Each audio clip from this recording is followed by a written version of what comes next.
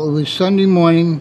I had previously had breakfast with my son, and we were sitting around, and one of the fellows came up to me and said to me, "We have to get a couple of stray cows that have been hanging around my barn, and I'd like to get them in the pasture area so we can find out who they belong to." So as I was sitting there and talking about it, I assumed I just went out of the picture, I painted or done something, I don't know, but the next thing I realized is that I had woken up in Albany Medical Center. We received a call for a cardiac arrest at the Kindred Elks Lodge. We responded with 2 ambulances, and when we arrived there, we found him unconscious on the floor, no pulse, no respirations, clinically dead.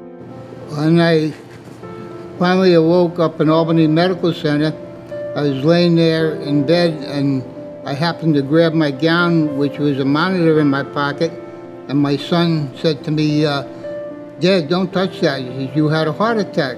I says, "What do you mean by I had a heart attack?" I says, I'm fine. I feel fine. There's nothing wrong with me."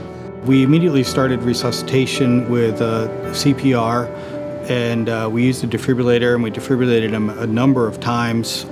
Started emergency cardiac care with advanced techniques with medications and IVs, and gave him some fluids.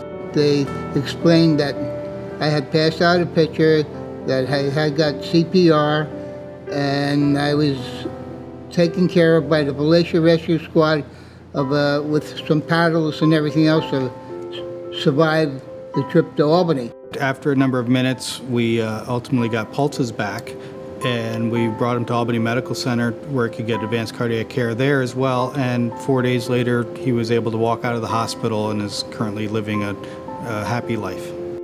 I'm just glad to be here today. That's all I've got. I mean, really, they were a wonderful group. From what people were telling me, that they were very professional about everything, and I sure am happy that I had them there for me.